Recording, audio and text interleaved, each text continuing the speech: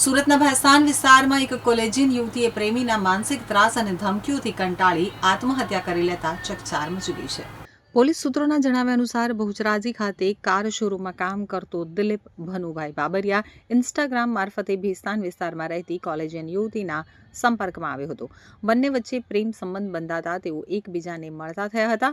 જો કે આરોપી દિલીપ યુવતી ઉપર સતત દબાણ કરતો હતો અને તેને અન્ય એક મુકેશ નામના યુવક સાથે વાતચીત ન કરવા માટે ધમકાવતો હતો. આરોપી વારંવાર યુવતીને કહી રહ્યો હતો કે જો તે મુકેશ સાથે સંપર્ક રાખશે તો પરિણામ સારું નહીં આવે. આ ઉપરાંત દિલીપ યુવતીને સમાજમાં બદનામ કરવાની તેમજ પરિવારની પ્રેમ સંબંધ અંગે જાણ કરવાની ધમકી પણ આપતો હતો. સતત માનસિક ત્રાસ અને દબાણના કારણે યુવતી ભારે તણાવમાં આવી ગઈ હતી. આખરે 20 મેના રોજ યુવતીએ પોતાના ઘરે પંખા સાથે દુપટ્ટો બાંધી ગળે ફાંસો ખાઈ જીવન ટૂંકાવી લીધું હતું. ઘટનાને લઈને પરિવાર શોકમાં ગરકાવ થઈ ગયો હતો. મૃતક યુવતીના પિતાએ ભેસ્તાન પોલીસ મથકે ફરિયાદ નોંધાવતા પોલીસે આત્મહત્યા માટે દુષ્પ્રેરણા આપવાના ગુનામાં દિલીપ બાબરિયા સામે ગુનો નોંધી તેની ધરપકડ કરી આગળની કાર્યવાહી હાથ ધરી છે. ગઈ તારીખ 20/5/2026ના રોજ ભેસ્તાન પોલીસ સ્ટેશનમાં એક મરણ જનાર શિવાની બલરાજસિંહ ગુલામસિંહ ભદોરિયા ઉંમર વર્ષ 26ને પોતાના ઘરમાં ગળે ફાંસો ખાઈ સુસાઇડ કરવાનો કેસ રજીસ્ટર કરવામાં આવેલ.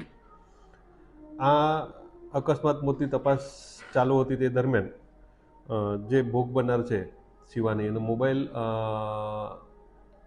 ઓપન થતાં ફરિયાદી શ્રી એના પિતાજી બલરાજસિંહ ગુલાબસિંહ ભદોરિયાને જાણવા મળેલ કે જે આ ભોગ બનનાર છે એનું આજથી 7 વર્ષ પહેલાં એક દિલીપભાઈ ભનુભાઈ બાબરિયા સાથે ઇન્સ્ટાગ્રામ પર પરિચય થતા પ્રેમ પ્રકરણ થયેલો અને આ દિલીપ જે બાબરિયા છે એ અન્ય કોઈ સાથે જે ભોગ બનનાર છે એ અન્ય સાથે બોલતી હતી. એ પ્રકારના શક વેમ રાખી સતત એને ટોર્ચર કરતો હતો.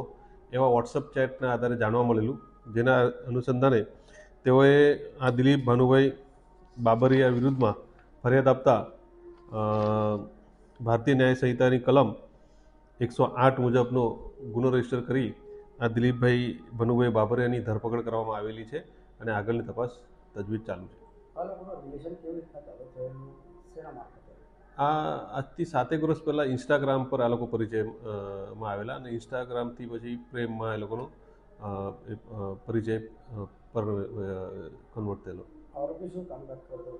એ મારુતિ સુઝુકીમાં જોબ કરે છે. મારુતિ સુઝુકી કંપનીમાં ITI કરેલું છે અને એના અંદરે જોબ કરે છે. હા, ધરપકડ કરવામાં આવેલી છે.